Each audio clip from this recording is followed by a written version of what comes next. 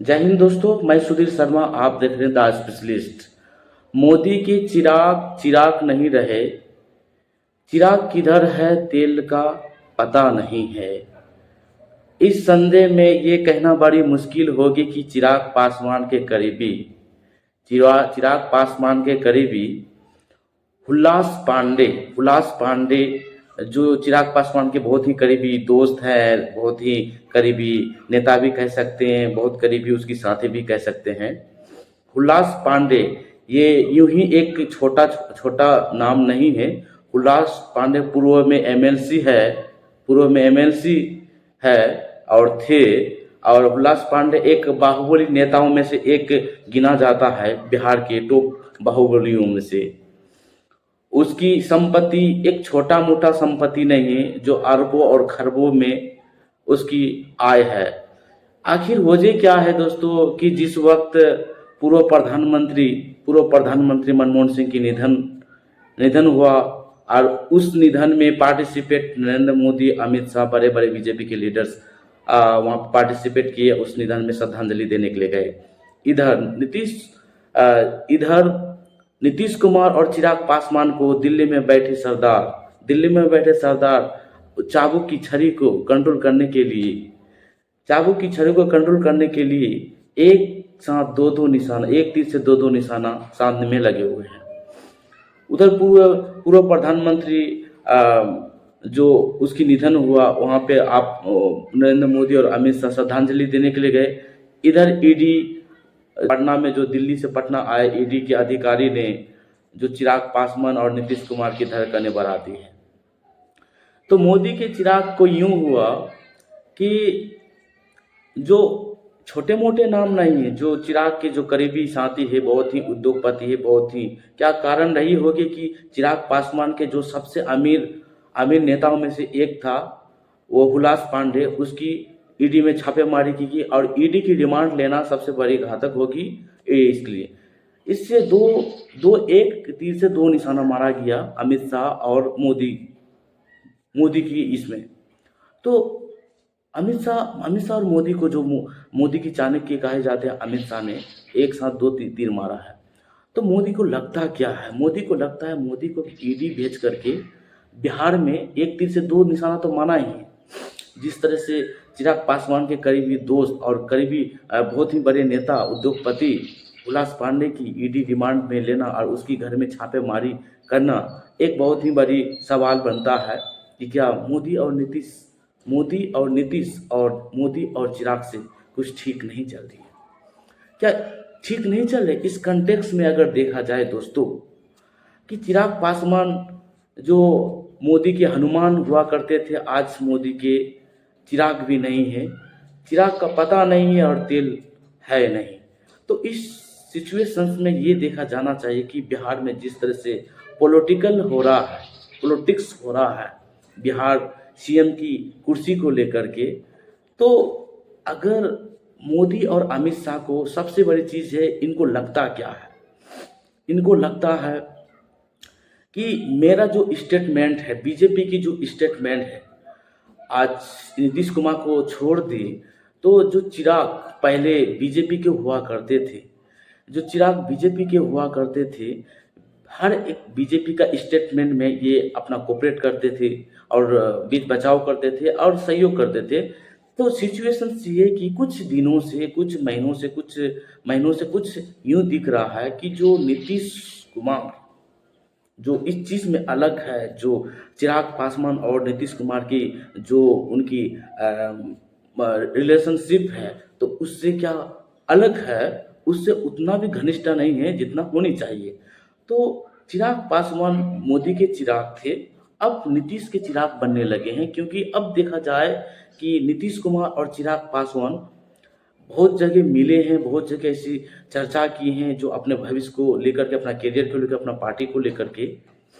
तो बात यूं है कि बीजेपी का स्टेटमेंट जो है, जो मोदी का चिराग उस स्टेटमेंट में अब पार्टिसिपेट नहीं करते, उसके विपरीत कुछ सवाल करते हैं। हाल ही में एक घटना घटित हुई थी जो यूपीएससी के बारे में जो लेटरल एंट्री डायरेक्ट भर्ती की जाती है यूपीएससी से लेटरल एंट्री आईएएस आईपीएस को, जो जॉइंट सेक्रेटरी का लेवल का एक आईएएस ऑफिसर होता है जिसकी 5 साल 6 साल 10 साल उसकी कार्य होती है लेटरल एंट्री में। इस लेटरल एंट्री में बीजेपी से खिलाफ होकर के एक स्टेटमेंट दिया था वो चिराग पासवान की आरक्षण होनी चाहिए भाई, अगर आरक्षण नहीं होगी चाहे आपका लेटरल एंट्री हो या कोई भी नियुक्तियां हो और पद हो उसमें हमेशा आरक्षण होनी चाहिए। भीमराव अंबेडकर ने ये हमको अधिकार दिया है, ये चीज़ होना चाहिए। तो शायद आपको लगता है कि ये स्टेटमेंट बीजेपी को पसंद नहीं आई हो कि इस चीज़ में इंटरफेयर कर रहा है। जो चिराग मोदी के चिराग थे, आज मोदी से हट करके अपना स्टेटमेंट देना बहुत ही बड़ी चीज़ हो सकती है।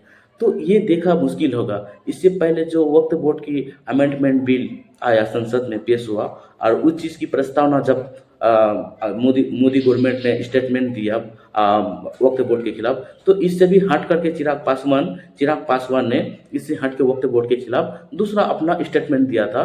तो मोदी और अमित शाह को ये लगता है कि ये कहीं ना कहीं अपने दूसरी पिक्चर और खिचड़ी पका रहे हैं नीतीश कुमार से मिल करके। तो मोदी और अमित शाह चाहते हैं कि नीतीश कुमार अगर कोई डील करना है तो डायरेक्ट हमसे करे, अगर चिराग पासवान को कोई चीज़ का डील करना है तो डायरेक्ट हमसे करे, दोनों आपस में मिल करके हमसे डील ना करे, ये हमसे हो नहीं सकता है। तो अगर देखा जाए दोस्तों, अगर सबसे बड़ी चीज़ जो 2024 में लोकसभा चुनाव हुआ, लोकसभा चुनाव में जेडीयू पार्टी नीतीश कुमार के पास 12 सांसद है और चिराग पासवान के पास 5 सांसद, 12 और 5 को मिला दिया जाए 17 होती हैं।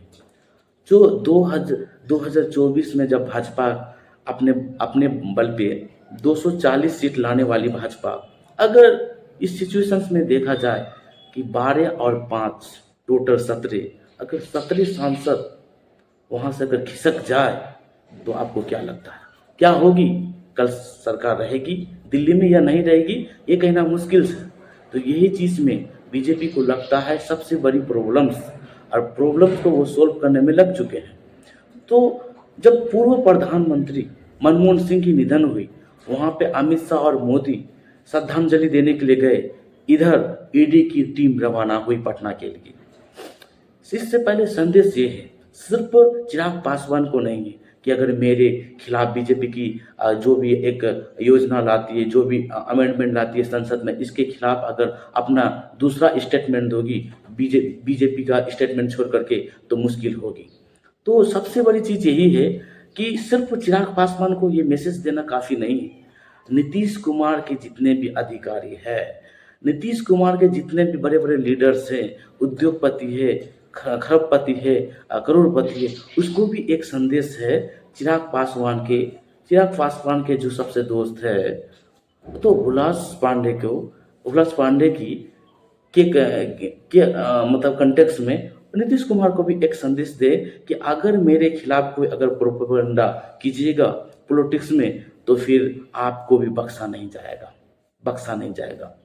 तो अब मोदी और अमित शाह को लगता है क्या है कि लेटरल एंट्री के मामले में है ऐसे कुछ विवाद जो बीजेपी गवर्नमेंट और बीजेपी पार्टीज को पसंद नहीं आई, उसकी सहयोगी है लेकिन पसंद नहीं। तो इसमें जो मोदी और अमित शाह है अब सोचने लगे ईडी के माध्यम से, सीबीआई के माध्यम से, अब भैया हेड और नट कसा जाए। बहुत हो चुका। इस सिचुएशन में ईडी की टीम और सीबीआई की टीम बिहार आने लगे, और जो उसकी चिराग पासवान की सबसे करीबी हुलास पांडे थी, उस पर ईडी की नट कसने लगा। सिर्फ संदेश यहीं तक नहीं है कि चिराग पासवान अपना अलग स्टेटमेंट दे, नीतीश कुमार को भी कहीं ना कहीं एक संदेश, बहुत बड़ा संदेश है कि आप अगर इधर उधर किए, पलटी मारे, तो आपके भी खिलाफ बहुत बड़ा संदेश इसके माध्यम से हो चुका है। तो इससे पहले जो एक आईपीएस अधिकारी था हंसराज, उसके खिलाफ भी मुकदमा और ईडी ने कार्रवाई किया था। बहुत ही नीतीश कुमार के सबसे करीबी आईएएस अधिकारियों में से एक है हंसराज। तो वो आज कहाँ है? जो प्रिंसिपल सेक्रेटरी थी बिहार सरकार में, तो आज वो जेल की सलाखों में बंद है। ये मामला बहुत बड़ा था। तो उस चीज़ में अगर इस चीज़ कंटेक्स्ट में देखा जाए तो मोदी और अमित शाह यही सोचने में लगे हुए, भैया ठीक है, अगर आप बिहार में आप सीएम रहिए, फेस रहिए, लेकिन अगर दिल्ली की गवर्नमेंट में कुर्सी हिलाने की सोचे, इंडिया अलाउंस में जाने की सोचिए और पार्टिसिपेट कर किए, तो फिर भैया वो चीज़ होगा जो नहीं हो सकता। आप देख सकते हैं कि बिहार में राज्यपाल बदल चुके हैं। मोहम्मद खान साहब यहाँ के नए राज्यपाल होंगे।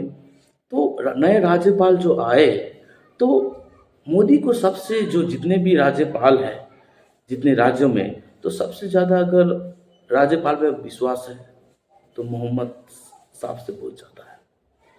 मोहम्मद आरिफ खान साहब से ज़्यादा है जो बिहार के नए राज्यपाल होंगे। मोहम्मद आरिफ खान सबसे भरोसेमंद एक राज्यपाल है, गवर्नर है बीजेपी के लिए। उसको डायरेक्ट केरल से ट्रांसफर होकर के रातों रात बिहार में भेजना कहीं ना कहीं बहुत बड़े संकेत दे रहा है, बहुत बड़े संकेत दे रहे हैं बिहार राजनीतिक के संदर्भ में, इसकी कंटेक्स्ट में। जो गवर्नर है बिहार के नए गवर्नर मोहम्मद आरिफ खान, ये बिहार के दुलारे हैं, लाडले हैं, सबसे राज्यपाल है। इससे पहले जो राजेंद्र आर्लेकर बिहार के राज्यपाल हुआ करते थे, आज वो केरल के नए राज्यपाल होंगे। तो राज्यपाल को भेजना कहीं ना कहीं एक तीर से दो निशाना के मुस्लिम समुदाय को एक संदेश देना कि 2025 में जिस तरह से विधानसभा चुनाव होना है कि आपको मैंने बिहार में मुस्लिम राज्यपाल दिया, और दूसरा मोदी की सबसे बड़े दुलारे हैं मोहम्मद आरिफ खान, मोदी के बहुत सबसे दुलारे हैं।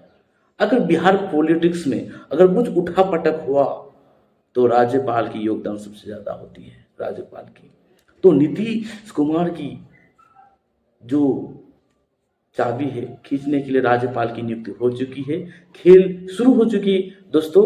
लेकिन दिल्ली की सीट को अगर 12 और 5 सत्र ना रहे तो क्या हो सकती है। इसके लिए नमस्कार, जय हिंद, जय दोस्तों।